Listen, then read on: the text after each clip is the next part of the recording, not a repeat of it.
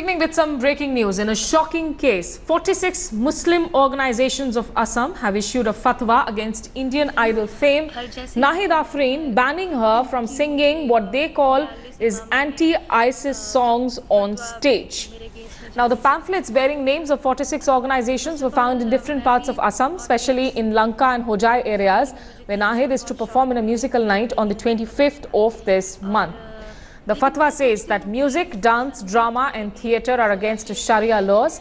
It goes on to add that musical nights will corrupt future generations. सबसे मुझे call आया, टूट गई थी मैं अंदर से, और 1-2 मिनट के लिए ऐसा भी लगा था कि मुझे शायद संगीत छोड़ना पड़ेगा, लेकिन बहुत इंस्पिरेशंस मुझे मिला बेगम परवीन सुल्ताना जी से, हमारे लेजेंडरी सिंगर्स नीलिमा खातून जी। संगीत मेरी खुदा की देन है, मुझे तोहफे की ओर से मिला है संगीत, तो अगर मैं इसका प्रॉपर यूटिलाइज ना करूँ तो अल्टीमेटली जाके खुदा को इग्नोर करना होगा। तो मुझसे जितना हो सके मैं संगीत जारी रखूंगी life.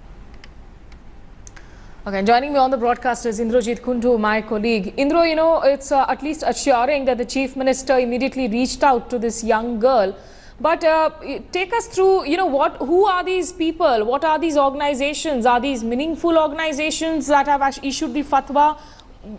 What are the groups like?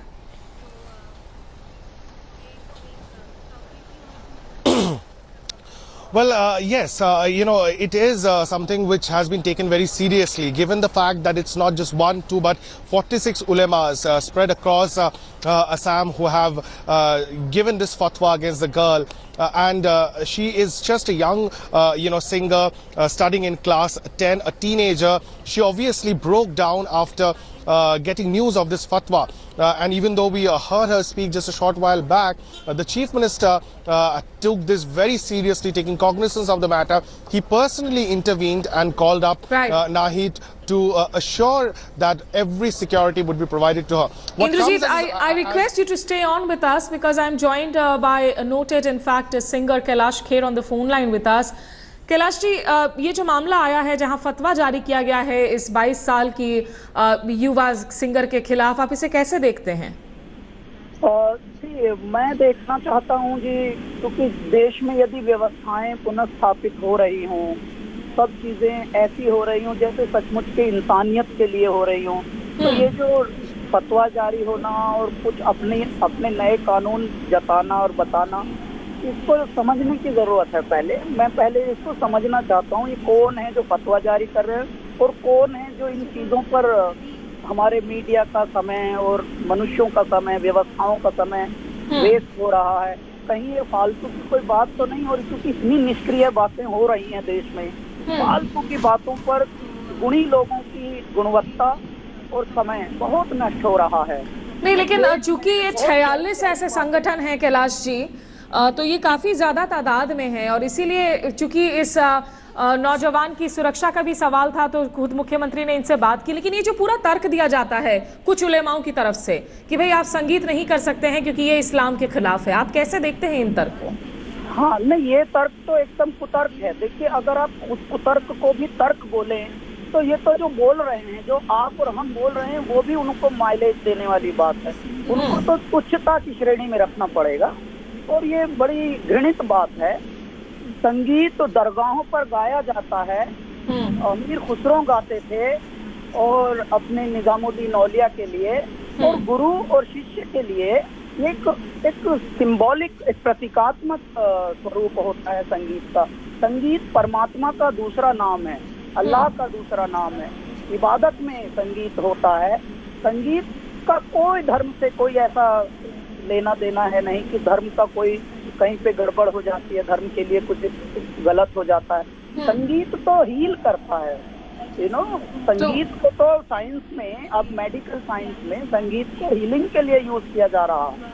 अब अगर मान लीजिए तकलीफ हो जाए तो क्या कोई और जो उलेमा या कोई भी संस्थान के जो अध्यक्ष होते हैं, क्या वो थोड़ी ये देख के करेंगे कि भैया ये मुझे किस चीज से थेरेपी दे रहे हैं? नहीं, और जो जरूरी बात है कि ये नाहिद की अगर हम बात करें इनके गानों में ये आईसिस जो दाइश जो संगठन है, कट्टर संगठन जिसने इतनी लोगों की जिंदगियां ली हैं, उसके खिलाफ गाना गा रही थी, उसमें भी दिक्कत हो रही है उलेमाओं को? नहीं, अभी जिसको भी दिक्कत हो रही है इसको कानून व्यवस्था अपने तरीके से टैकल कर लेगी। इसको इतनी हाईलाइट मत कीजिए। जो धूर्तता कर रहे हैं अब भारत में, उन धूर्ताओं को बहुत हाईलाइट दी गई है पिछली सरकारों में।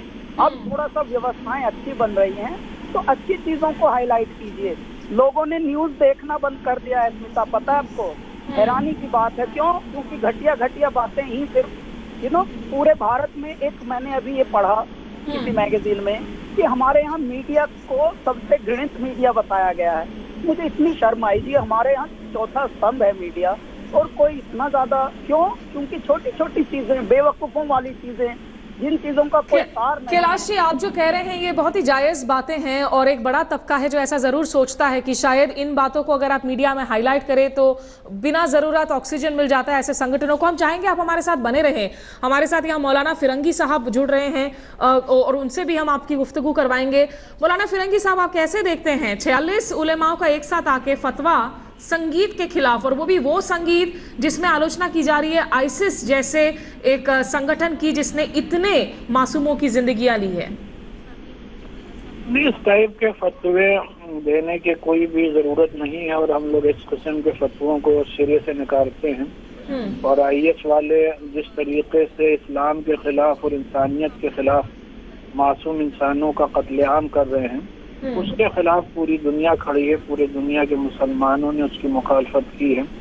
हिंदुस्तान से हम लोगों ने खुद आईएस के खिलाफ दारुल उलूम फिरंगी महल की तरफ से फतवा जारी करके उसको एक दहशतगर्द तंजीम घोषित किया है। अब इस किस्म के फतवे आना कहीं ना कहीं हम समझते हैं कि बहुत ही गलत पैगाम और मैसेज देते हैं और हम लोग खुद इस किस्म के फतवों को सिरे से नकारते हैं। चलिए, ये सुन के अच्छा लग रहा है, लेकिन अभी हम कैलाश खेर से बात कर रहे थे। उनका कहना था कि ऐसे मामलों को बहुत ज्यादा तूल भी नहीं देनी चाहिए क्योंकि काफी लोग